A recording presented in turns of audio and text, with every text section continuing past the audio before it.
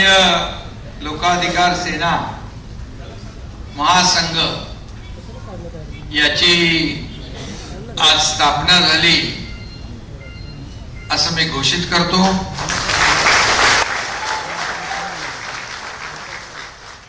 आणि या अतिशय ऐतिहासिक अशा कार्यक्रमाला उपस्थित शिवसेनेचे ज्येष्ठ नेते रामदास भाई, ज्यांची या स्थानीय लोकाधिकार सेना महासंघाच्या अध्यक्षपदी नियुक्ती झाली, ते आपले दुसरे नेते गजाभाऊ कीर्तीकर, शिवसेना नेते आनंदराव अडसूळ, केंद्रीय मंत्री प्रतापराव जाधव, ज्यांची कार्याध्यक्ष म्हणून कधी झालं तुमचं सेटलमेंट मला माहितच नाही। मी सांगितलं एकदा फक्त गजाभाऊंना, आपल्याला स्थानीय लोकाधिकार समिती पुन्हा आपल्याला उभी करायची आहे, कारण स्थानीय लोकाधिकार समितीनेच काम आम्ही सगळ्यांनीच पाहिलं। रामदासबाईंनी जसं सांगितलं की फॉर्म भरताना निवडणुकीमध्ये स्थानीय लोकाधिकार समितीचा कार्यकर्ता असतो काय बिनचूक काम करतो तो, आणि त्याचबरोबर निवडणुका आल्या की निवडणुकांमध्ये देखील महत्वाचं काम स्थानीय लोकाधिकार समिती करायची। आणि म्हणून एक मोठी ताकद बाळासाहेबांनी निर्माण केली होती, आणि म्हणून आपण तर बाळासाहेबांचे विचार घेऊनच पुढे चाललोय। आणि म्हणून स्थानीय लोकाधिकार समिती पुन्हा उभी करण्याच्या सूचना आणि मी त्यांच्याकडे भावना व्यक्त केल्या, आणि गजाभाऊंनी काम सुरू केलं, आणि आज त्याचे पदाधिकारी आपण नियुक्त केले, खासदारांना कार्याध्यक्ष केले।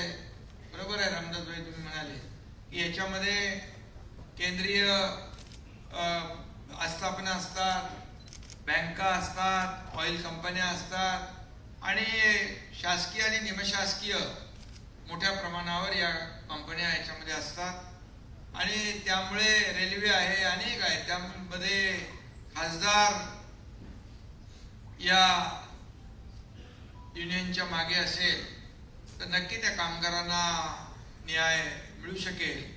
आणि आपली शिवसेना ही देणारी आहे, घेणारी नाही आहे।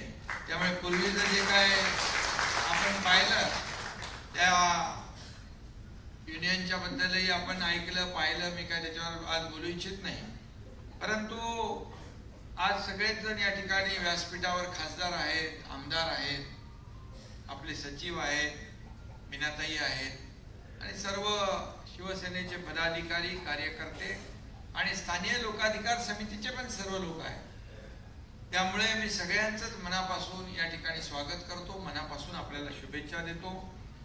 आणि माझ्या लाडक्या बहिणी पण आहेत, त्यांना तर विसरू शकत नाही, लाडके भाऊ आहेत, आणि शेतकरी संकटात आहे। त्यामुळे मी आता येतानाच आपल्या जीवनावश्यक वस्तूंच्या ट्रक आपले उभे होते, त्यांना झेंडा दाखवूनच इथं वरती आलो मी, कारण आपला दसरा मेळावा झाला त्याही वेळेस आपण मराठवाड्यातल्या आणि पूर परिस्थितीमध्ये जे काय आपले शेतकरी बांधव संकटात होते त्या ठिकाणी तिथल्या लोकांना आपण बोलावलं नव्हतं, फक्त बोलावलं नाही तर इथून आपण ट्रकच्या ट्रक सामान जीवनावश्यक वस्तू पाठवल्या, आणि त्या दिवशी देखील जवळपास 10, 15, 20 ट्रक रांगेत उभे होते, त्याला देखील झेंडा दाखवला आणि ते रवाना केलं, आणि मग दसरा मेळाव्याला गेलो। शेवटी आपली बांधिलकी आहे, सर्वसामान्य शेतकरी संकटात आहे। आणि आम्ही भाषणात त्या दिवशी मी म्हणालो होतो की शेतकऱ्यांचे जसं आपले कार्यकर्ते त्यांच्या घराला दसऱ्याचं तोरण बांधत होते, रांगोळ्या काढत होते, घर स्वच्छ करत होते, त्या ठिकाणी जीवनावश्यक वस्तू त्या ठिकाणी त्यांना भेट देत होते। आपली लाडकी बहीण आपण दिलेली साडी परिधान करून तिथं समोर आली, मी तिच्याशी बोललो व्हिडिओ कॉलवर, त्या शेतकऱ्याशी बोललो, एक समाधान वाटलं। आणि आपले सर्व कार्यकर्ते स्वच्छता करत होते, आरोग्य सुविधा देत होते, डॉक्टर होते, औषधं होती, सगळं होतं। आणि त्यावेळेस मंगेश चिवटे पण इकडे बसलाय, आपला तो काय त्याचं नाव आपलं, नाही अरे तो सामान घेऊन गेला त्यानं, बाजीराव, आणि सगळे लोक त्या ठिकाणी मी पाहिले की स्वतः मातीचे ढिगारे उचलताना, स्वच्छता करताना, पाण्याने सगळं घर साफ करताना. आणि मी त्या भाषणात दसरा मेळाव्याच्या म्हणालो होतो की शेतकऱ्यांची दिवाळी काळी होऊ देणार नाही.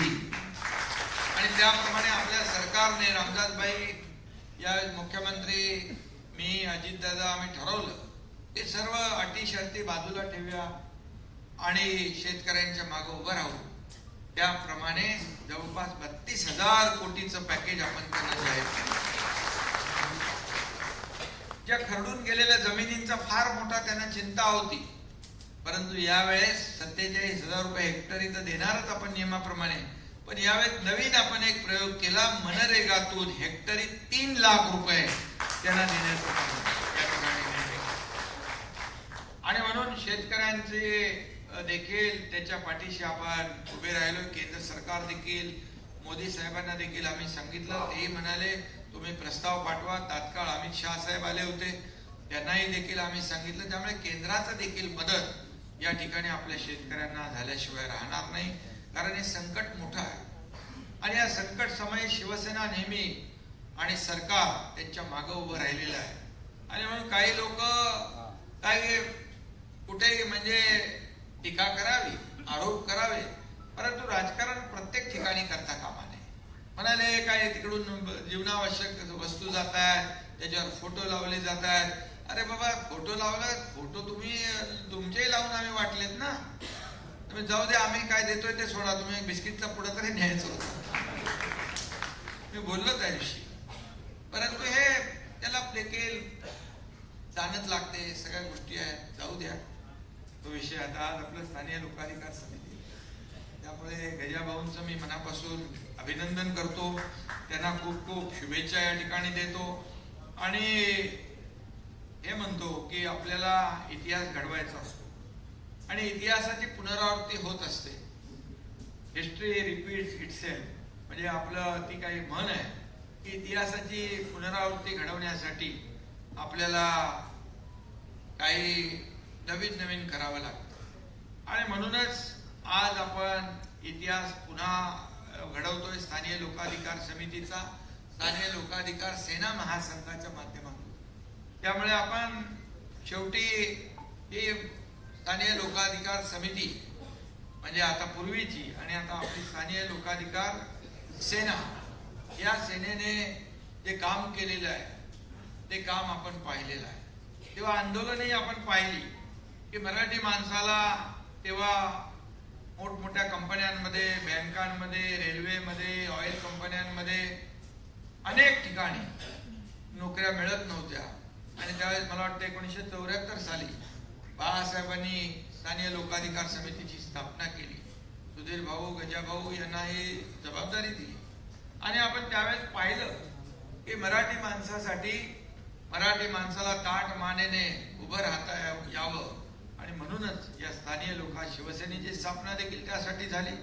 परंतु नोकऱ्यांमध्ये मराठी टक्का वाढला पाहिजे, मराठी मुलांना नोकऱ्या मिळाल्या पाहिजे, यासाठी स्थानिक लोकाधिकार समितीने जे काम केलेलं आहे ते आपण पाहिलेलं आहे. आणि म्हणूनच हे स्थानिक लोकाधिकार समितीचे कार्यकर्ते अतिशय शिस्तबद्ध पद्धतीने काम करत असतात. निवडणुकांमध्ये देखील आपण पाहतो की निवडणुकांमध्ये देखील तो कुठल्या स्टेजवर नसतो, कुठे फोटोमध्ये नसतो, परंतु तो प्रामाणिकपणे काम करत असतो. आणि म्हणूनच तिकीट पण मागत नाही, असेच कार्यकर्ते आपल्याला पाहिजे.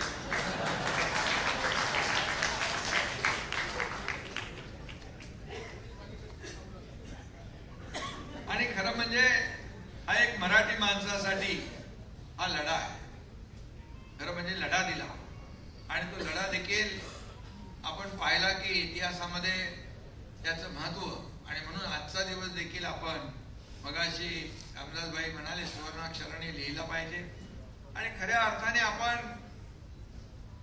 जी काय टीम जी आहे, कुठलीही अपेक्षा न ठेवता, कुठलीही अपेक्षा न बाळगता काम करणारी टीम म्हणजे स्थानिक लोकाधिकार समिती. आणि म्हणून स्थानिक लोकाधिकार समिती जसे इतर लोक जसे 50 आमदार खासदार सगळे लोक बाळासाहेबांचा विचार घेऊन पुढे निघाले, तसेच बाळासाहेबांच्या विचाराच्या स्थानिक लोकाधिकार समितीमध्ये तुम्ही आज सगळेजण सहभागी झालात. तुमचं मनापासून मी अभिनंदन करतो. आज काही लोकांना आपण पदं दिलीत, म्हणजे अध्यक्ष, कार्याध्यक्ष, सरचिटणीस आणि इतर लोक जी आहेत 14 लोक, त्यांचंही मी पदाधिकाऱ्यांचं मनापासून अभिनंदन करतो.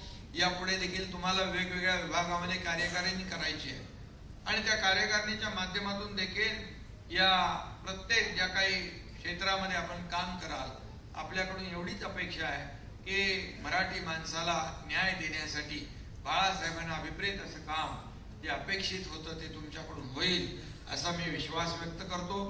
खरं म्हणजे मराठी माणूस, मगाशी देखील अनेक वक्त्यांनी सांगितलं की मराठी माणूस नोकऱ्यांमध्येच नाही तर घरापासून देखील वंचित राहिला. आज अनेक प्रकल्प रखडलेले आहेत. आज मगाशी रामदासबाईंनी देखील सांगितलं आपल्या भाषणामध्ये, काय कुठलं ते विलेपार्लेमध्ये, प्रेमनगरमध्ये मराठी माणसंच आहे, मराठी माणसंच उद्ध्वस्त झाले आणि ती गेली इकडे कल्याण, डोंबिवली, बदलापूर, अंबरनाथ, वांगणी पर्यंत आणि इकडे गेले वसई, विरार, नाला सोपाऱ्यापर्यंत. भाडं 10 वर्ष दिलं नाही, पण मला एक अभिमान आहे. रमाबाई आंबेडकर नगर त्या ठिकाणी 17,000 घरांचं प्रकल्प होतोय. 20 वर्ष त्यांना भाडं नव्हतं. 20 वर्ष डेव्हलपरनी एक बिल्डिंग बांधली आणि सोडून दिली. मी स्वतः तिथे जाऊन मुख्यमंत्री असताना 160 कोटी रुपये भाडं त्या ठिकाणी लोकांना दिले. त्यांच्या डोळ्यामध्ये मी अश्रू पाहिले. त्यांना भरोसा त्यांचा उडाला होता. आमचं घरही गेलं, सगळं गेलं. काही लोक तर बिचारे त्यांच्या मृत्यूमुखी पडले. पण मला अभिमान आहे, समाधान आहे की जे काय आम्ही क्लस्टर डेव्हलपमेंट सुरू केलंय त्यामध्ये रमाबाई आंबेडकर नगर याचं भूमिपूजन देखील लवकरच आपण करतोय. 17,000 घरांचा प्रकल्प, जवळपास 4 ते 5,000 घरं रिकामी झाली आहेत आणि त्या ठिकाणी आपल्या SRA आणि MMRDAच्या माध्यमातून आपण तो प्रकल्प पुढे नेतोय. MMRDA असेल, मुंबई महापालिका असेल, MSRDC असेल, MIDC आहे, त्याचबरोबर SRA आहे, म्हाडा आहे, या सगळ्या गव्हर्नमेंट अथॉरिटी ज्या आहेत त्याच्या माध्यमातून आपण क्लस्टर डेव्हलपमेंट करतोय. ठाण्यामध्ये देखील क्लस्टर होणार म्हणून काही लोक म्हणत होते कधी होणार, पण ठाण्यामधून क्लस्टरला सुरुवात झाली आणि आज आपण पाहतोय की 25-25 मजल्याच्या इमारती उभ्या राहताना आपण पाहतो. याचं समाधान आहे. आणि म्हणूनच मुंबई बाहेर फेकले गेलेला मराठी माणूस देखील या SRAच्या आणि या क्लस्टर डेव्हलपमेंटच्या माध्यमातून पुन्हा मुंबईमध्ये आणण्याचं काम आपण करणार आहे. फक्त निवडणुका आल्या की मुंबई महाराष्ट्रापासून तोडणार, मराठी माणसाचं असं होणार तसं होणार, परंतु मराठी माणूस हा मुंबई बाहेर का गेला याचं आत्मपरीक्षण करण्याची आवश्यकता आहे. आणि म्हणून गिरणी कामगारांना एकही घर कधी मिळालं नव्हतं, परंतु मी तुमचा हा एकनाथ शिंदे मुख्यमंत्री असताना जवळपास 12,000 गिरणी कामगारांना घर दिले. आता 1 लाख घरांची आपण त्याची पात्रता तपासली. रामदासबाईंनी मागे सांगितलं गिरणी कामगाराला आपल्याला घरं दिली पाहिजे आणि तुम्हाला मी सांगतो गिरणी कामगारांना घरं आपले महायुती सरकार दिल्याशिवाय राहणार नाही. त्याची सुरुवात झालेली आहे. शेवटी याच्या घामावर कष्टावर ही मुंबई उभी राहिली. परंतु आज काय परिस्थिती आहे आणि म्हणूनच आज मी आपल्याला या ठिकाणी सांगू इच्छितो की या सर्व रखडलेल्या प्रकल्पांना चालना देण्यासाठी आम्ही परवाच कॅबिनेटमध्ये देखील निर्णय घेतला की क्लस्टरच्या माध्यमातून जे काय रखडलेले प्रकल्प जे आहेत हे रखडलेले प्रकल्प जॉईंट व्हेंचर करून हे आपले जे काही शासकीय प्राधिकरण आहे या प्राधिकरणांच्या माध्यमातून त्या ठिकाणी त्यांना चालना देणं आणि त्यांना भाडं देणं, त्यांचा पुनर्विकास करणं, या सगळ्या गोष्टींसाठी शासनाने अतिशय धोरणात्मक निर्णय घेतलेला आहे. आणि म्हणून जेव्हा जेव्हा आपण पाहतो की जेव्हा संकट येतात, आपत्ती येते, तेव्हा शिवसेना पुढे जाते. मग पूर परिस्थिती असेल तेव्हा देखील स्थानिक लोकाधिकार समितीने काम केलंय. जेव्हा संकट आली त्याही वेळेस स्थानिक लोकाधिकार समिती पुढे आली आहे. शिवसैनिक धावून गेलेला आहे. आणि आपत्ती तिथे शिवसेना, संकट तिथं हा तुमचा एकनाथ शिंदे. हे समीकरण जे आहे गेल्या अनेक वर्षात, आणि म्हणून मग अनेक वेळा आपण अनेक प्रसंग पाहिलेले आहेत, अनेक संकट आपण पाहिले, त्याला आपण तोंड दिलेलं आहे. आणि त्यावेळेस संकटामध्ये सापडलेल्या आपल्या बांधव भगिनींना आपण न्याय दिलेला आहे. आणि म्हणूनच आज स्थानीय लोकाधिकार समिती, स्थानीय लोकाधिकार सेना महासंघ स्थापन झालाय. हे थोडंसं बोलताना स्थानीय लोकाधिकार सेना, बस हे शॉर्टकट ठेवा. स्थानीय लोकाधिकार सेना जी आहे याचं काम जे आहे, मी खऱ्या अर्थाने एवढंच सांगेन की देशामध्ये अशा प्रकारची संघटना कुठेही नसेल. ती संघटना बाळासाहेब होते तेव्हा होती, आणि आता बाळासाहेबांच्या पश्चात ती आपण पुन्हा नव्याने उभी करतोय, हा अभिमान आपल्याला. आणि म्हणून बाळासाहेबांनी काही विचारपूर्वक ही संघटना उभी केली होती, परंतु त्यांच्या पश्चामध्ये काय काय झालं आपल्याला माहित आहे.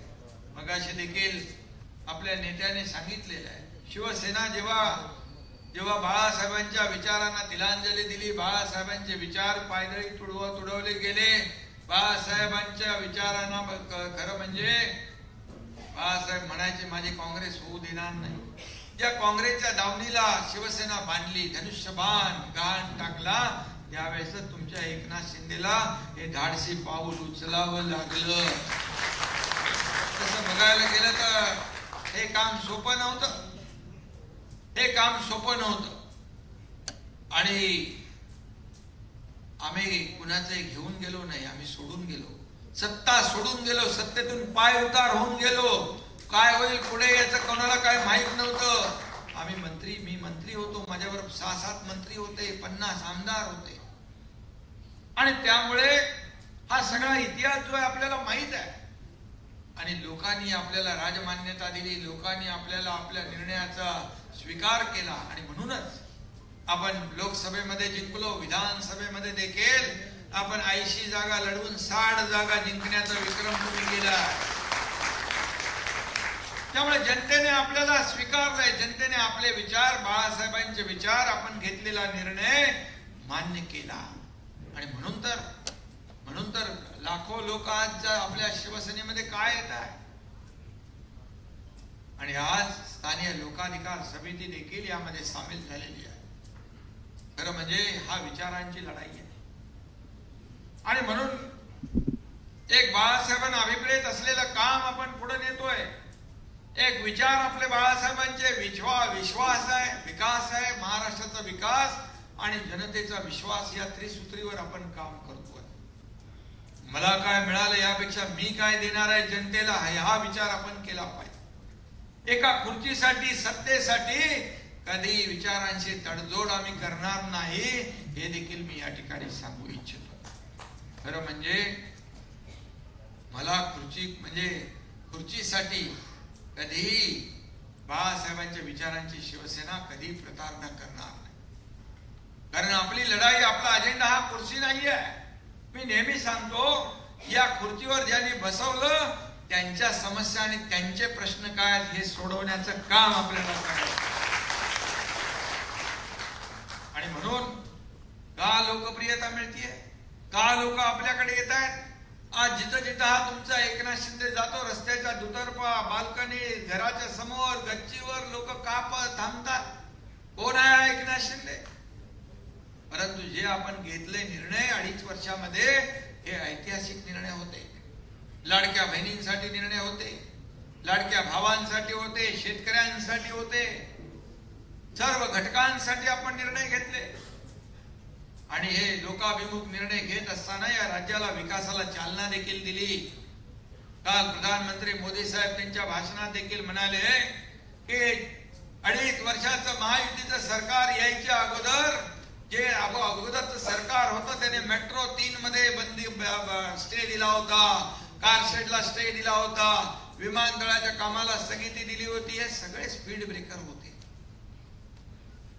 विकासाच्या कामामध्ये जेवढे स्पीड ब्रेकर होते आणि स्पीड ब्रेकर घालणारे होते त्यांना आपण मुळासकट उकडून टाकून दिलं आणि या ठिकाणी विकासाला. आज पाहिलं आज लंडनचे प्रधानमंत्री या ठिकाणी आले होते. त्यांच्या सोबत आलेले जे काही अधिकारी होते, त्यांचे मंत्री होते, ते कोस्टल रोडने त्यांनी प्रवास केला. कोस्टल रोडने प्रवास केला, म्हणाले आम्ही 10-15 वर्षानंतर इथं आलोय, मुंबई पूर्ण बदललेली पाहतोय आम्ही. मुंबई बदलली आहे, मुंबईचा विकास होतोय. हे ऐकून देखील अभिमान वाटला. आणि मुंबईसाठी आपण जे काम करतोय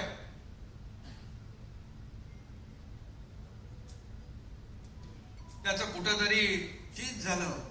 आणि म्हणून मुंबई गेले 25 वर्ष सोन्याची अंडी देणारी कोंबडी म्हणून पाहिलं. आम्ही रस्ते धुतले, नाले सफाई बघितली, रस्ते धुतले. त्यावेळेस म्हणाले हे काय मुख्यमंत्र्याचं काम असतं? मुख्यमंत्र्याचं काम काय घरी बसण्याचं असतं? आम्ही तर रस्ते धुतले, पण तुम्ही तर तिजोरी धुतली. आणि म्हणून आता पुन्हा एकदा मगाशी रामदासभाई काय म्हणाले, कोणाचा काय जीव असतो कुठे?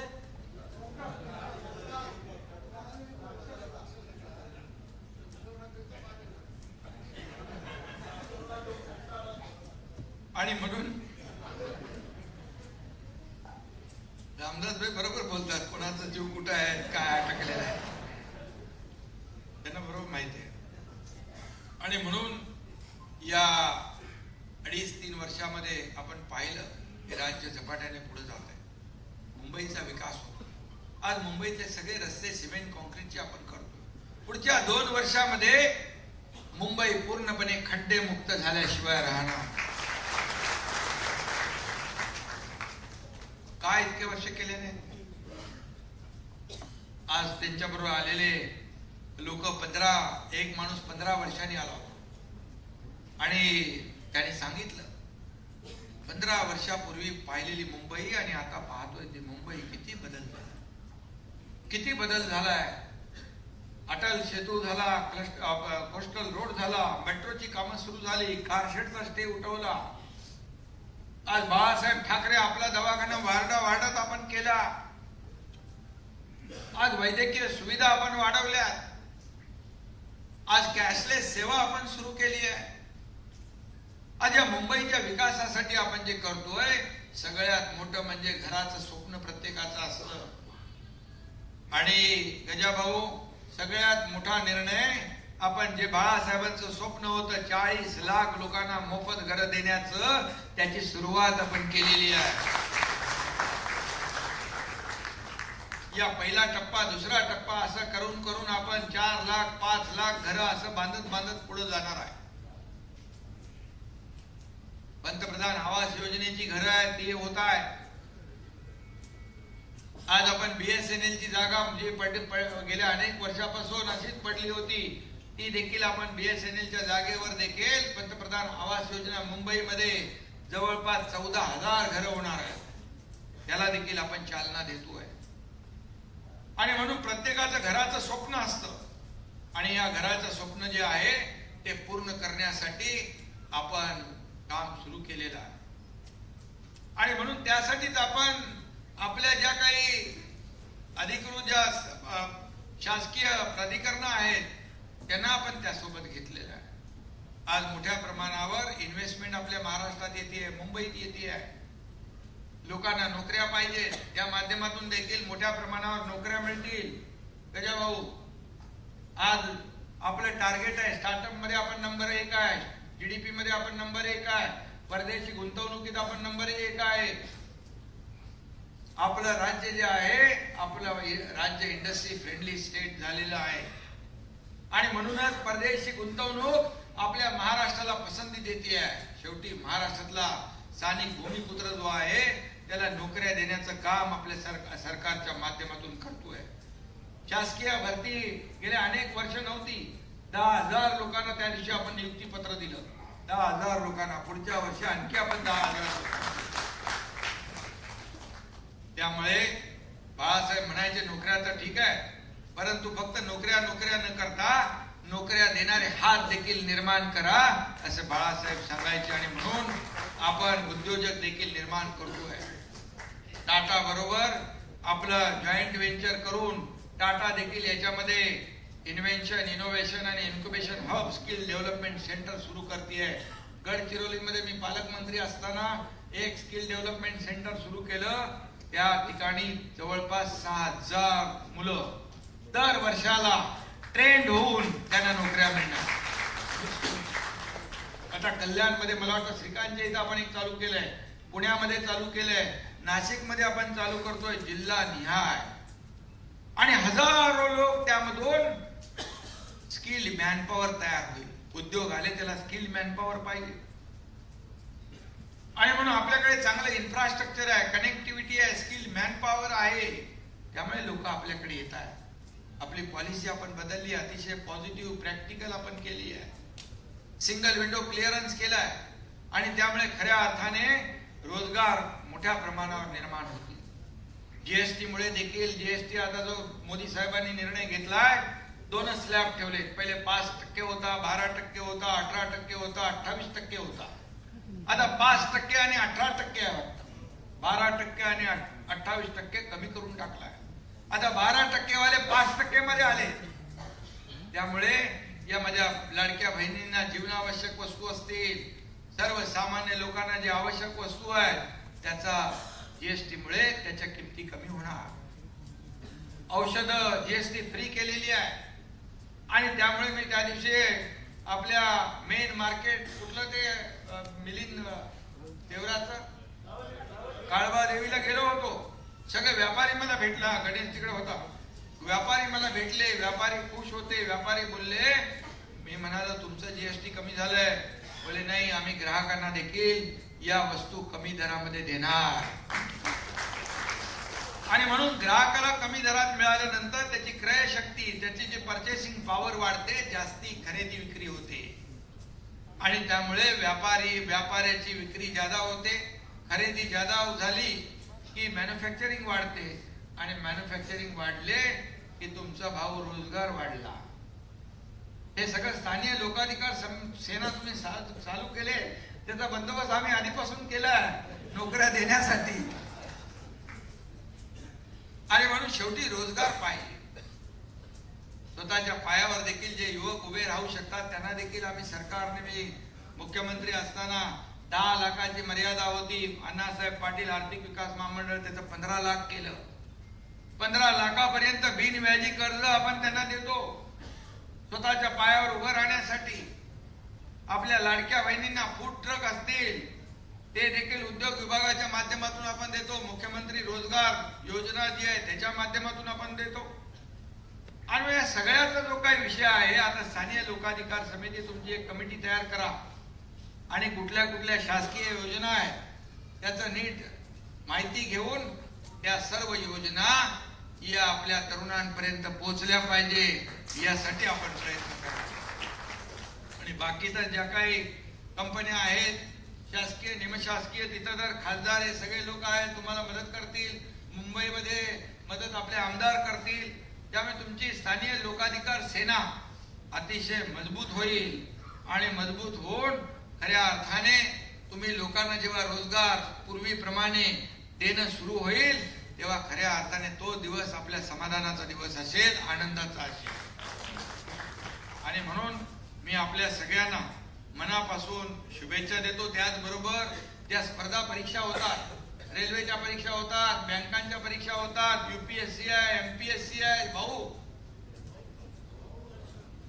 तुम्ही मोबाईल मध्ये बसले तर कसं काम चालतं?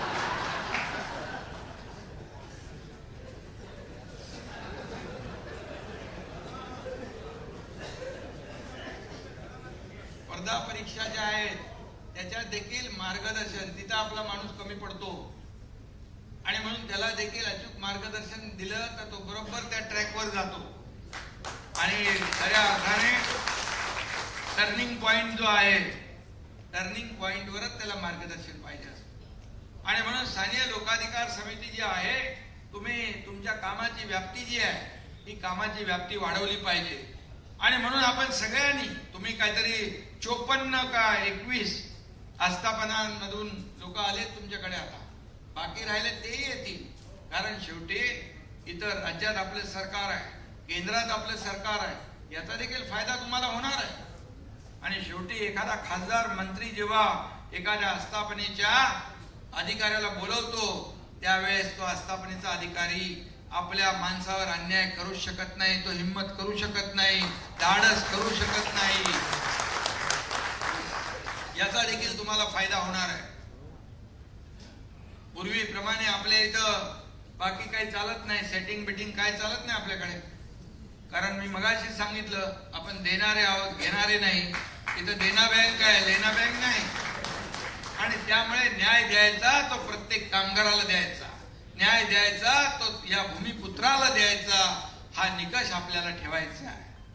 आणि त्यामुळे जे काही यश तुम्हाला मिळणार आहे तुमच्या प्रामाणिकपणे काम करण्याला, खऱ्या अर्थाने त्याचं जे बाळासाहेबांचा अभिप्रेत असलेलं, बाळासाहेबांना अभिप्रेत असलेलं काम तुम्हाला या स्थानिय लोकाधिकार सेनेच्या माध्यमातून करायचं आहे. वेळोवेळी जेव्हा जेव्हा आवश्यकता असेल तेव्हा तेव्हा तुम्हाला जी काही मदत लागेल, मार्गदर्शन लागेल, तर मी एकनाथ शिंदे तर तुमच्या सोबतच आहे. डॉक्टर आहे तुमच्या सोबत. भाई मागाशी म्हणाले डॉक्टर आहे, आता तुम्हाला टेन्शन घेऊ नका. पण मी डॉक्टर नसलो तर मी इंजेक्शन, औषध, ऑपरेशन, कोणाला गोळी पाहिजे, कोणाला इंजेक्शन पाहिजे, कोणाचं ऑपरेशन करायचंय, याप्रमाणे मी करत असतो. आणि त्यामुळे आपण काही लोकांना पोटदुखी होते, काही लोकांना त्रास होतो, त्याच्यासाठी बाळासाहेब ठाकरे आपला दवाखाना मोफत ठेवलेला आहे.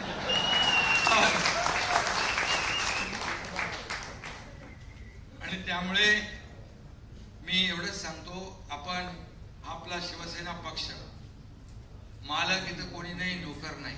आपण सर्व कार्यकर्ते आहोत. आपण सर्व कार्यकर्ते. मी मुख्यमंत्री होतो तेव्हाही कार्यकर्ता म्हणून काम केलंय. आता मी उपमुख्यमंत्री आहे, तुमचा प्रमुख आहे, तरी सुद्धा मी कार्यकर्ता म्हणूनच काम करतोय. मला रामदास भाई मगाशी विचारत होते किती वाजता झोपता. घरी गेलो की घरी जोपर्यंत जात नाही तोपर्यंत काय ठीक, वेळ ठीक नाही.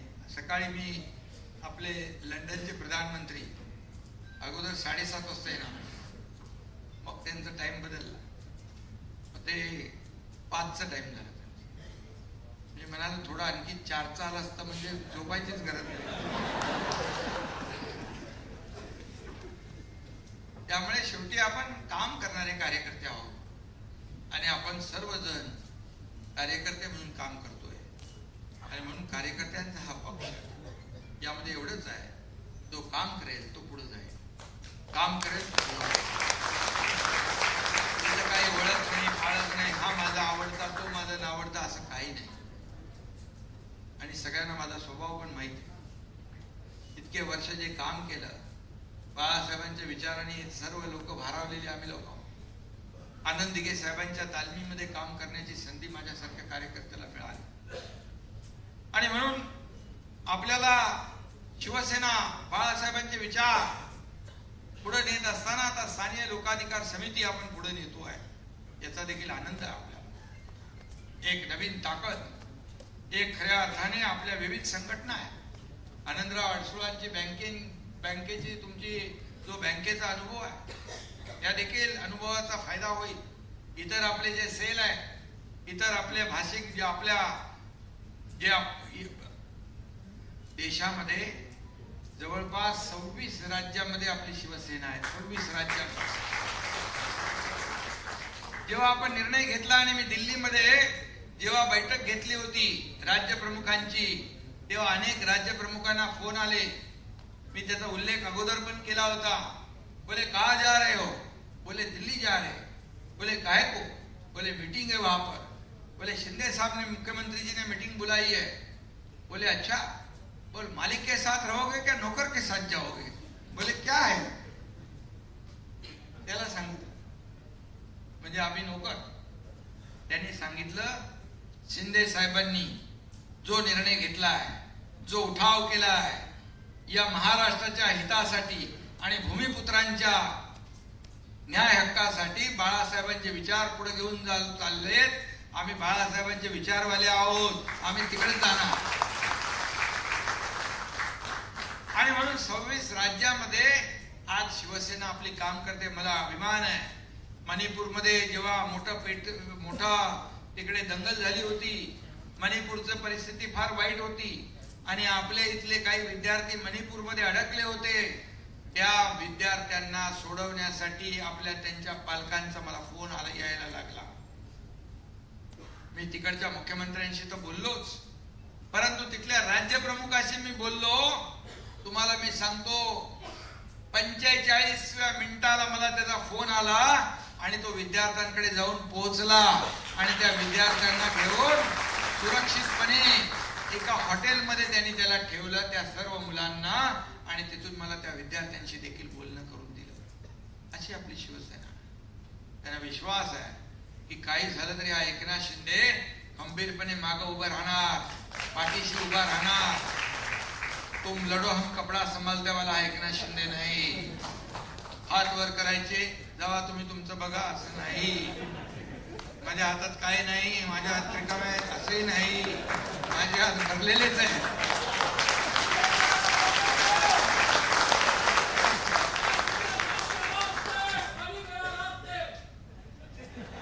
आणि म्हणून आपण संकट समय उभे नाही राहणार तर कधी राहणार. आणि म्हणून मी एवढंच सांगतो, एक नवं स्वप्न, नवे पंख, नवी उमेद घेऊन गजाभाऊ कामाला लागलेले आहेत. तुमचं मी मनापासून अभिनंदन करतो. आणि आता ताकदीने काम करा. डॉक्टर तुमच्या सोबत आहे, इतर सर्व तुमची टीम सोबत आहे आणि खऱ्या अर्थाने मराठी भूमिपुत्राला या ठिकाणी न्याय देण्यासाठी आपल्याला काम करायचं आहे. जाता जाता एवढंच तुम्हाला सांगतो, सोए हुए शेर को जगाना होगा, सोए हुए शेर को जगाना होगा, ईंट का जवाब पत्थर से देना होगा और एक बार फिर इतिहास को दोहराना होगा. म्हणजे पुन्हा स्थानीय लोकाधिकार समिती नव्या जोमाने उभी करायची आहे, हे माझं सांगण्याचा उद्देश आहे. आणि म्हणून स्थानीय लोकाधिकार सेना महासंघ, आता ते सेनाच बरं आहे, स्थानीय लोकाधिकार सेना, त्यांना मी पुन्हा एकदा मनापासून शुभेच्छा देतो. गजाभाऊचं मनापासून अभिनंदन करतो. खूप खूप सगळ्यांना शुभेच्छा. ज्यांना आज पदं दिलीत त्यांचं अभिनंदन, पुढे जी कार्यकारिणी होईल त्यांचं अभिनंदन. तुम्हाला सगळ्यांना मनापासून धन्यवाद. जय हिंद, जय महाराष्ट्र.